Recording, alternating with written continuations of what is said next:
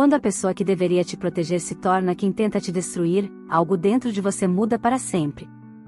Meu pai sempre teve poder, influência e uma imagem perfeita na sociedade. Eu só tinha o amor dos meus avós, as únicas pessoas que realmente estiveram ao meu lado. Mas quando eles partiram e deixaram tudo para mim, meu pai decidiu que eu não merecia nada. Me chamou de manipuladora, levou a disputa para a justiça e tentou acabar com minha reputação em público, como se eu fosse apenas um obstáculo no caminho dele. O que ele não esperava era que eu tivesse provas, coragem e uma força que ele jamais reconheceu, e foi isso que virou esse jogo de cabeça para baixo. Essa história não é sobre dinheiro. É sobre lealdade, traição, e o preço de subestimar uma filha. Olá, seja bem-vindo ao canal Histórias Surpreendentes. Curta e se inscreva nesse canal, aproveite e ative as notificações. Comente aqui de qual cidade você está assistindo, vou adorar saber e deixar um coração no seu comentário. A minha história começa bem antes de um juiz olhar para mim com aquela expressão cínica, como se eu fosse apenas mais uma garota mimada tentando pegar dinheiro fácil. Antes de câmeras e microfones cercarem minha porta. Antes de meu próprio pai tentar me destruir publicamente. Começa no interior de Minas Gerais, numa casa simples, onde eu aprendi que amor não tem a ver com sangue, e que família nem sempre é quem divide o sobrenome, que às vezes é quem segura sua mão quando o resto do mundo vira as costas. Meu nome é Helena Duarte, tenho 28 anos, e cresci acreditando que, um dia, meu pai ia olhar para mim e me enxergar de verdade. Ele era um advogado influente em Belo Horizonte, conhecido, respeitado, e eternamente apaixonado pelo próprio reflexo. Minha mãe morreu quando eu tinha 4 anos, e enquanto todos diziam que ele ficou muito abalado, a verdade é que ele ficou aliviado. Não queria ser pai, muito menos pai solo. Quem me criou foram meus avós maternos, Dona Célia e seu Anselmo, 2 guerreiros que tinham pouco no bolso, mas uma generosidade que enchia a casa. Meu pai, Ricardo Duarte, aparecia de vez em quando, só para manter as aparências. Chegava com presentes caros, tirava uma foto, dava um discurso sobre responsabilidade afetiva, e sumia por meses. Nas datas importantes da minha vida, quem estava lá eram meus avós, apresentações da escola, consultas médicas, noites de febre, aniversários, conquistas. Meu pai? Mal respondia às ligações do seu Anselmo, e quando atendia, era para inventar desculpas esvaziadas de emoção. Estou em uma reunião importante, campanha eleitoral exige tempo, prometo que da próxima vez eu vou. Só que promessa de político é vento. Cresci aprendendo a não esperar nada dele. Meu porto seguro eram meus avós, o sorriso cansado da minha avó preparando café e pão de queijo toda manhã, a risada gostosa do meu avô quando eu fazia perguntas demais. Eles me ensinaram a ler, a sonhar grande e, principalmente, a não aceitar ser tratada como o resto. Quando entrei na faculdade de Direito na UFMG, com bolsa e mérito, meu pai fez questão de aparecer, não por orgulho, mas para usar minha conquista como vitrine. Foi ali que entendi, ele não queria uma filha, queria um troféu conveniente. E eu não seria isso.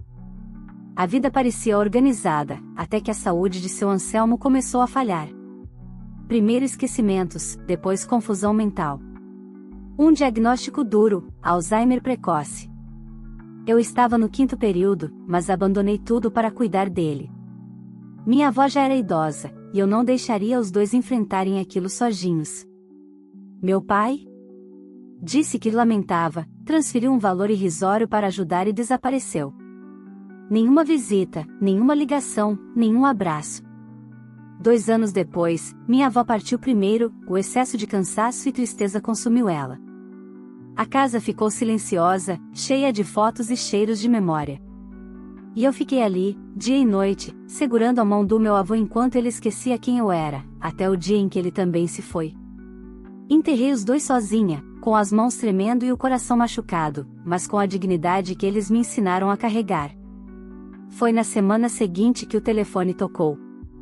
Meu pai, com a voz mais fria que a sala do fórum onde eu viria a enfrentá-lo, disse: "Precisamos conversar sobre a casa e os bens. Sou o herdeiro natural." Eu ri. Uma risada amarga, de quem já tinha chorado tudo que podia. Ele nunca imaginou que, antes de falecer, seu Anselmo tinha ido a um cartório, lúcido, firme, e registrado tudo no meu nome: casa, terreno, aplicações, tudo o que conseguiu juntar na vida. Ele me escolheu. Não porque eu era neta, mas porque eu estava lá. Meu pai não aceitou. Disse que eu manipulei um velho doente, que eu era ingrata, que ele tinha direito. E o homem que nunca me levou a um parquinho decidiu me levar aos tribunais. É aqui que a história realmente começa, no momento em que uma filha rejeitada descobre que o sangue que lhe deu a vida agora quer destruí-la por ganância. E eu prometo, vocês ainda não viram nada do que eu fui capaz de fazer. Quando meu pai entrou com a ação judicial contestando a transferência dos bens, eu ainda estava aprendendo a respirar sem meus avós. O luto ainda me agarrava como um peso no peito, mas ele não se importou. Para ele, dor não era motivo para pausa, era oportunidade de ataque. No dia em que recebi a intimação, eu ainda tinha caixas abertas espalhadas pela sala da casa, fotos da minha avó nas paredes e o cheiro de café que parecia impregnado no ar, como se ela estivesse ali, pronta para me consolar. Mas agora, em vez do carinho dela, eu tinha o brasão do tribunal estampado num envelope frio, anunciando que meu próprio pai queria me arrancar de tudo que eu tinha sobrado. A petição dele era uma obra-prima da hipocrisia. Alegava que eu tinha aproveitado o estado de fragilidade emocional e cognitiva do meu avô para coagi-lo a realizar a transferência patrimonial em prejuízo do legítimo herdeiro. Legítimo herdeiro. Palavras bonitas para tentar esconder a verdade. Ele queria dinheiro. O mesmo homem que me deixou passando noites ao lado de uma cama hospitalar, que nunca segurou a mão do pai morrendo, agora queria ser chamado de legítimo. Eu poderia ter desabado. Poderia ter permitido que o medo me engolisse. Mas naquele momento, algo em mim mudou. Não era só uma disputa judicial. Era minha chance de honrar meus avós. Era minha chance de provar que família não se resume a sobrenome, e que abandono também deixa marcas jurídicas. Meu primeiro passo foi procurar uma advogada. Não queria depender de favores, nem de conhecidos do meu pai, gente que, se ele ligasse, mudaria de lado num piscar de olhos. Encontrei Beatriz Lobo, uma jovem advogada criminalista e civil, com olhar firme e postura que misturava elegância e garra. Ela me ouviu em silêncio enquanto eu contava minha história, e quando terminei, respirou fundo e disse: "Seu pai subestimou você." E subestimar uma mulher é sempre o primeiro erro desses homens. Era a primeira vez, desde o enterro dos meus avós, que eu senti confiança se acendendo dentro de mim. Beatriz analisou os documentos, o laudo médico que confirmava a lucidez do meu avô quando registrou a transferência, fotos, mensagens antigas dele me agradecendo por cuidar dele, recibos da cuidadora que eu mesma contratei nos períodos mais difíceis. E quanto mais ela lia, mais convicção surgia em seu olhar. Ele está apostando numa narrativa emocional, ela disse. Mas nós temos fatos.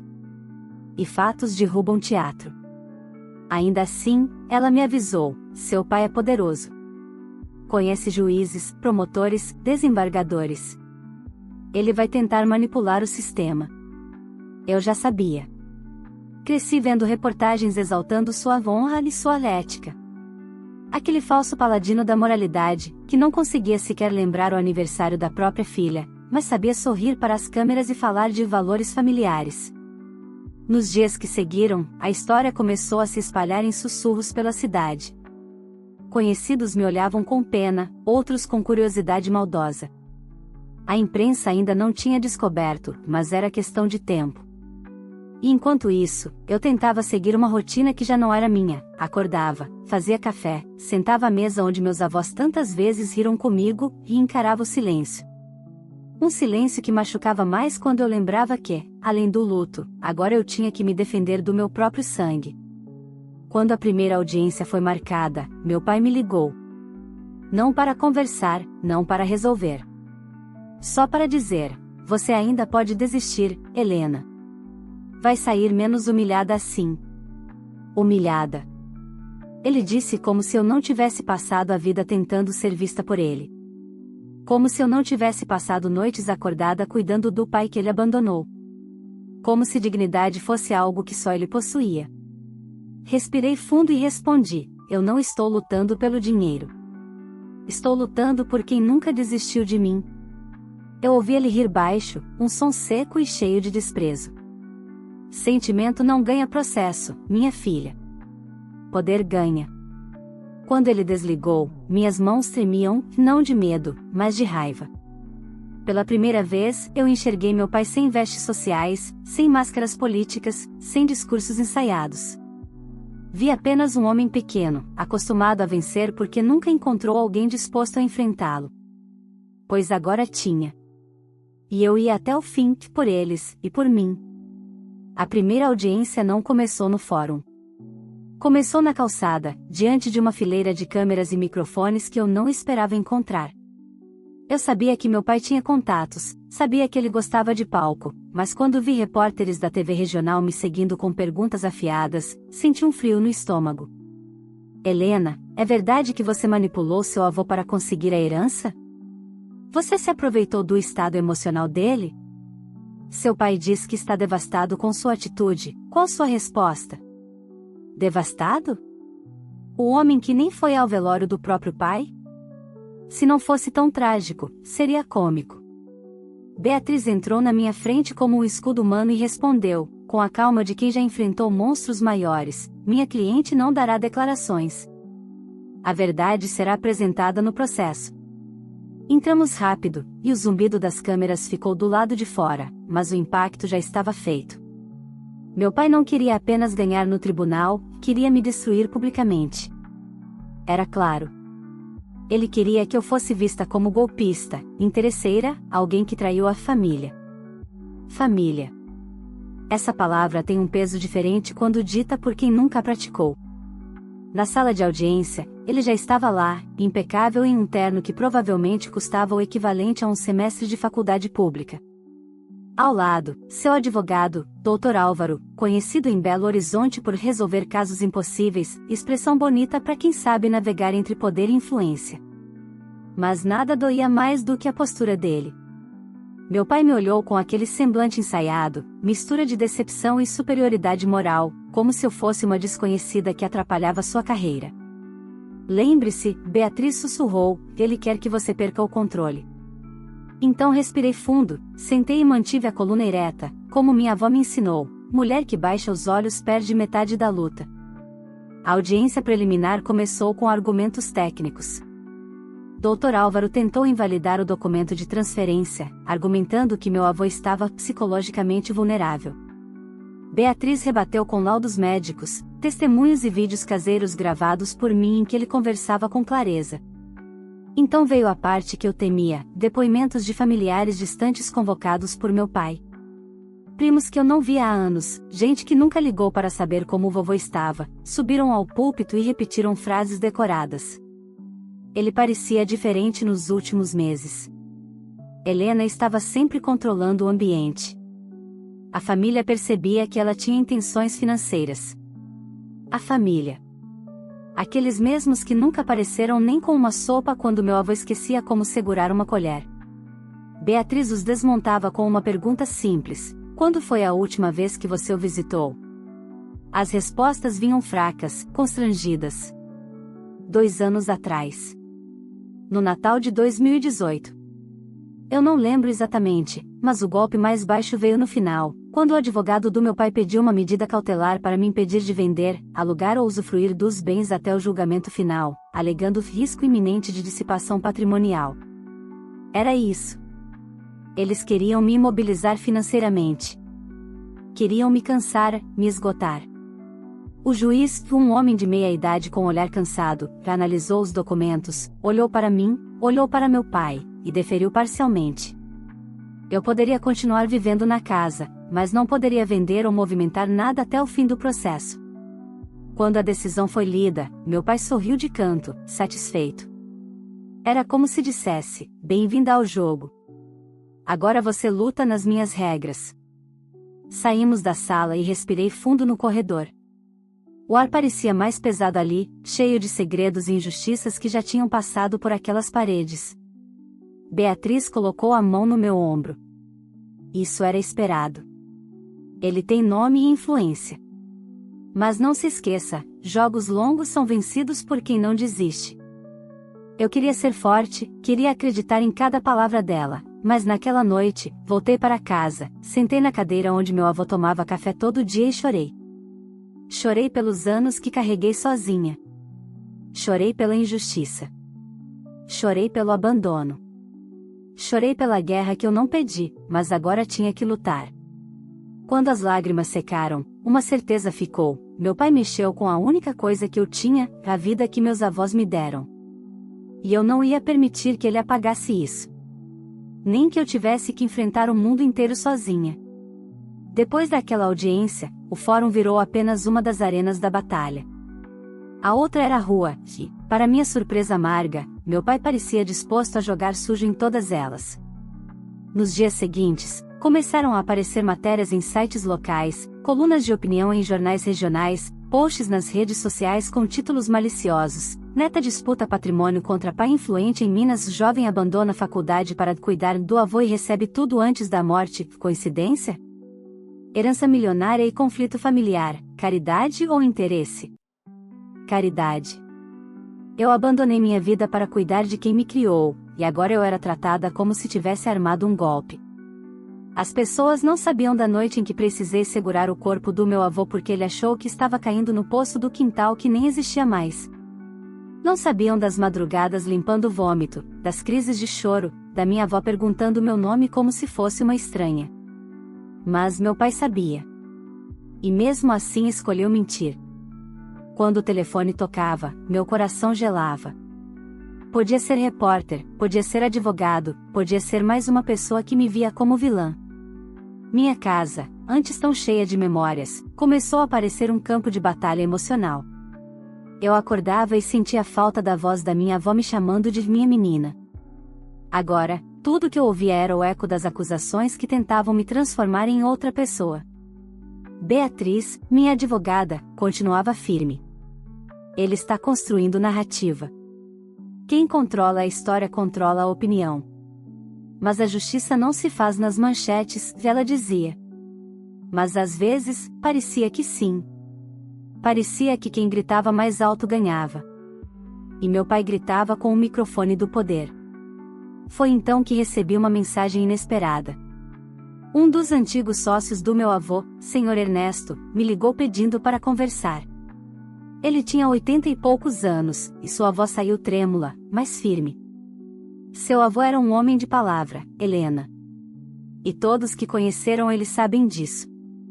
Venha aqui amanhã, minha filha. Eu tenho coisas para te mostrar. Cheguei cedo à sala dele no centro de Belo Horizonte. O lugar cheirava a madeira antiga, café forte e história. Ele abriu uma gaveta e tirou uma pasta grossa. Seu avô sabia que seu pai viria atrás disso, e ele disse, empurrando os documentos para mim. William sempre foi prevenido. Guardou contratos, cartas e gravações de reuniões da época em que seu pai tentou arrancar dinheiro dele para cobrir dívidas políticas. Meu coração disparou. Ele tentou extorquir o próprio pai? Perguntei, mesmo já sabendo a resposta. Tentou, mais de uma vez. E quando seu avô negou, seu pai sumiu da família. Ele não era ausente só com você, Helena. Era ausente com todos, Ernesto suspirou. Seu avô sabia que um dia isso poderia ser útil. E pediu para eu entregar para você se esse momento chegasse. Eu não consegui segurar as lágrimas. Não de tristeza, mas de lealdade confirmada. Meu avô sempre foi meu porto seguro, até depois de partir, ele ainda me protegia. Peguei a pasta como quem segura um pedaço de vida. Tinha cartas antigas, mensagens impressas, registros contábeis e, o mais devastador, um áudio. A voz do meu pai dizendo: pai, você me deve isso. Você construiu a vida que eu devia ter tido. Me dê 50 mil agora e fazemos isso desaparecer. Meu avô responde, firme, eu não devo nada a quem vira as costas para a própria família. Essas palavras ecoaram na minha alma.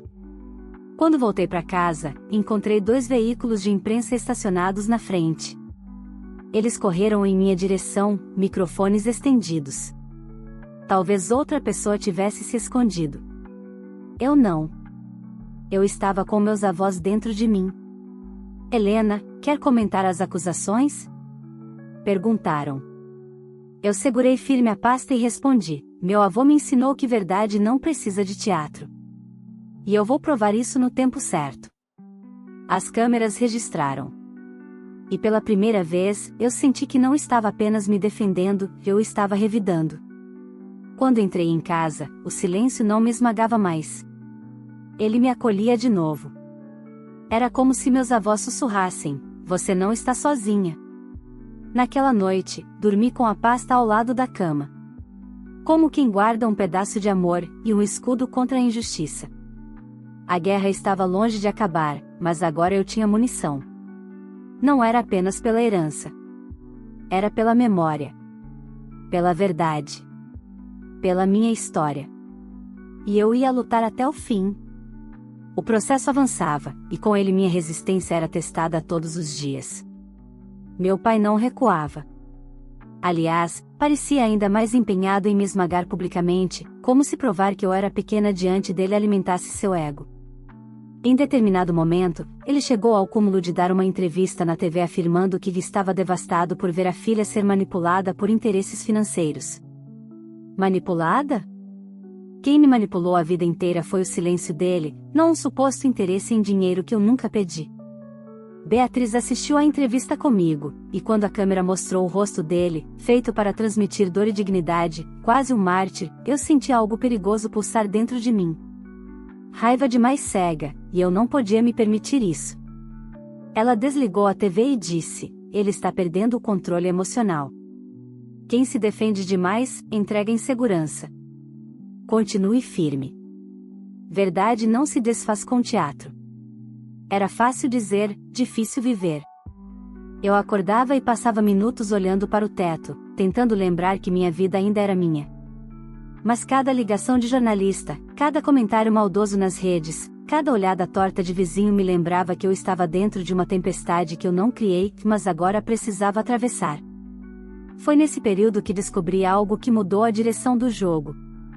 Estava revisando documentos, tentando organizar minhas provas, quando percebi uma movimentação estranha no extrato bancário da conta compartilhada que meus avós tinham para despesas da casa. Antes de falecer, meu avô quase não mexia nela. Mas, curiosamente, havia saques altos nos meses anteriores à morte dele, valores que ele jamais gastaria, porque eu cuidava de tudo.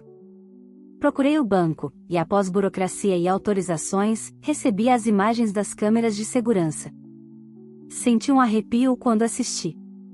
Era ele. Meu pai. Entrando no banco, sacando dinheiro daquela conta. Com calma, terno impecável, olhar frio. Sem hesitação, como se tivesse pleno direito. Ele estava roubando do próprio pai enquanto o homem enfrentava os últimos meses de vida. Eu pausei o vídeo, encostei na cadeira e senti as mãos tremerem. Não era choque. Era confirmação. Meu pai não queria justiça. Nunca quis família. Ele queria apenas o que ele achava que o mundo devia a ele, mesmo que tivesse que arrancar da mão de um homem doente. Enviei o vídeo para Beatriz imediatamente. Ela respondeu em menos de um minuto: Helena, isso muda tudo. Marcamos uma reunião no escritório. Eu cheguei com a pasta do Sr. Ernesto e agora com a gravação do banco. Beatriz colocou tudo na mesa, ajustou os óculos e disse, com um tom que eu nunca tinha ouvido antes, grave, quase satisfeito: seu pai abriu a porta errada. Ele achou que você sobrevivia de emoção. Ele esqueceu que você tem provas, fatos e caráter. Vamos usar tudo. Ela elaborou uma estratégia. Apresentaríamos os documentos não como ataque, mas como demonstração de padrão de abandono, tentativa de extorsão, movimentação financeira irregular e uso da mídia para manipular a opinião pública. Era o pacote perfeito para desmascarar a narrativa dele. Mas Beatriz também sabia algo essencial: não podemos nos precipitar. Precisamos mostrar isso na hora certa. Se revelarmos antes, ele pode tentar manipular o sistema de novo, disse. Confie em mim. E segure a dor mais um pouco. Eu queria explodir o mundo com aquela informação, mas respirei fundo. Meus avós me ensinaram a esperar o tempo certo do coração e da verdade. O dia seguinte trouxe uma surpresa. Recebi uma notificação no celular, uma menção em um post. Meu pai havia contratado uma assessoria digital, e agora contas falsas começaram a me atacar online. Me chamavam de interesseira, vagabunda, falciane, e até de criminosa. Inventaram que eu teria falsificado documentos, dopado meu avô, que eu era desequilibrada emocionalmente. Eu quase respondi. Quase. Mas então lembrei de algo que minha avó dizia quando eu tentava rebater insultos na adolescência: quem quer te diminuir te provoca para te ver pequena. Não desça para o tamanho deles. Fique onde você está. Eles não alcançam. Então fechei o celular, respirei fundo e fui fazer café. Era minha forma de lembrar que eu ainda tinha chão sob os pés. À noite, saí para caminhar até a praça onde eu ia com meu avô quando criança. As luzes estavam fracas, o vento leve. Sentei no banco onde ele me ensinou a ler. E ali, naquele silêncio que já não me esmagava, eu falei em voz baixa: eu vou vencer. Não por dinheiro. Por vocês. E pela primeira vez desde o início da guerra, senti paz. Paz que vem quando a alma entende que lutar é um ato de amor. E eu estava pronta para lutar como nunca. A audiência final aconteceu numa manhã nublada, do tipo que parece carregar presságios. Cheguei cedo ao fórum e respirei fundo antes de entrar. Não havia mais medo, apenas firmeza. Eu já tinha passado pelo pior que a dor podia oferecer: perder meus avós. Nenhum juiz, advogado ou manchete podia machucar mais do que isso. Meu pai chegou cercado de assessores, como se fosse entrar num debate eleitoral, não numa disputa familiar. O terno dele era impecável, o cabelo alinhado, o sorriso ensaiado para as câmeras. Ele ainda achava que imagem era tudo. Que poder era invencível. E que eu era a mesma garota que um dia esperou um telefonema dele no aniversário e chorou porque não veio. Eu não era mais aquela menina. Antes de começarmos, Beatriz segurou meu braço e disse, num tom baixo, quase maternal: hoje não é só sobre ganhar.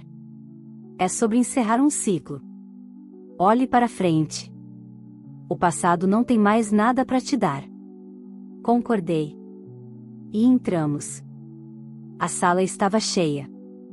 Repórteres com celulares prontos, advogados observando de longe, curiosos que adoram ver sangue emocional alheio. Meu pai se sentou com postura de vencedor antecipado. Eu me sentei com a tranquilidade de quem sabe quem é. O juiz começou os ritos formais. Ouvi o advogado do meu pai fazer seu discurso melodramático sobre velhice fragilizada, ingratidão filial, confusão mental induzida. Ele falava bonito, palavras floridas, frases dramatizadas, mas era um castelo de vento. Sem substância. Sem alma. Quando Beatriz se levantou, a sala pareceu endireitar junto. Ela não elevou o tom nem gesticulou demais. Falou com precisão, como faca afiada. Meritíssimo, o que está em julgamento aqui não é um patrimônio, mas uma história. E histórias têm fatos. Vamos aos fatos. Ela apresentou o laudo médico recente do meu avô, comprovando lucidez.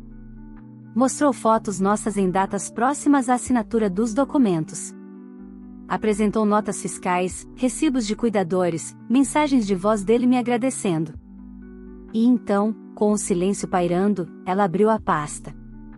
Além disso, é do conhecimento deste tribunal que o pai da minha cliente, o autor da ação, não apenas esteve ausente emocional e fisicamente durante toda a vida dela, como também buscou vantagens financeiras junto ao falecido, como demonstram estas gravações. A sala murmurou. O juiz pediu silêncio. E Beatriz apertou o play. A voz do meu pai preencheu a sala. Você me deve isso. Me deu dinheiro e isso acaba agora. E depois, meu avô, firme, eu não devo nada a quem vira as costas para a própria família. Havia um peso ali. Verdade tem um som específico, e aquele ecoou fundo. Quando a gravação terminou, meu pai estava imóvel. Não piscava. Não respirava direito. Mas Beatriz não terminou. E há mais. Movimentações bancárias indevidas, registradas e comprovadas com imagens de câmeras. O autor retirou dinheiro da conta conjunta dos pais, sem autorização ou ciência deles, enquanto o falecido estava em estado de vulnerabilidade. Ela mostrou os vídeos. A imagem do meu pai no banco. Nítida. Fria. O advogado dele tentou objetar, mas o juiz levantou a mão. Ele queria ouvir. Queria ver. Quando a defesa dele tentou responder, só encontrou frases confusas. Justificativas vazias. O mesmo tipo de vazio que ele deixou na minha vida por tantos anos. O juiz suspirou. E então falou, direto, sem rodeios: não há base jurídica para anular a transferência feita em vida. Pelo contrário. Há provas de que a decisão foi consciente, justa e fundamentada. Portanto, mantenho a validade do ato e extingo o processo com julgamento de mérito. E, considerando os elementos trazidos, encaminharei cópias ao Ministério Público para apuração de eventuais crimes patrimoniais e familiares cometidos pelo autor. Meu pai empalideceu. O advogado dele ficou imóvel.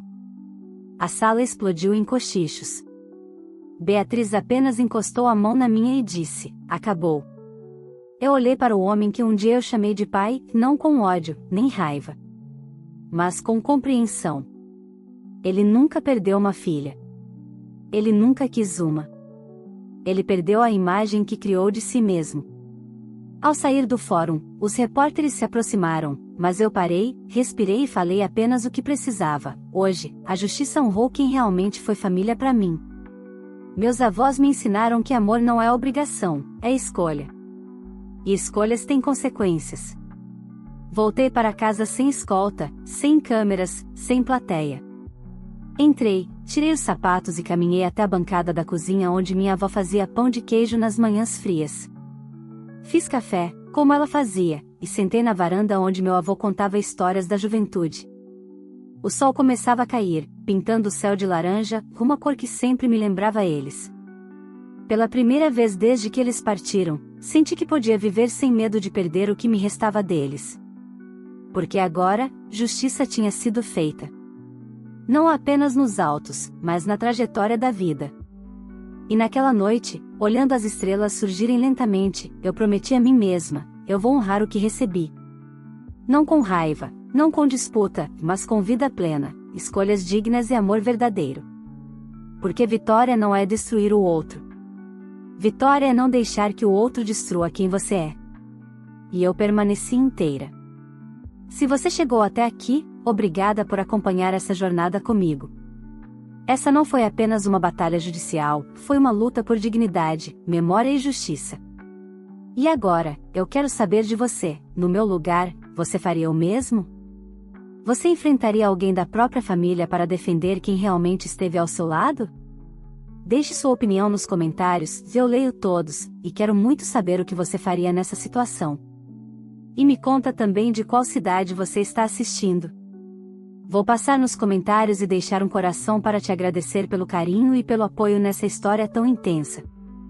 Aproveita e curta o vídeo, porque isso ajuda muito o canal a crescer e alcançar mais pessoas que gostam de histórias fortes e emocionantes como essa. Não esquece também de se inscrever no canal e ativar o sininho para não perder as próximas histórias, tem muita coisa boa vindo aí, e você não vai querer ficar de fora. E por último, compartilhe esse vídeo com alguém que você acha que vai se emocionar ou refletir com ele. Vamos espalhar essa história juntos.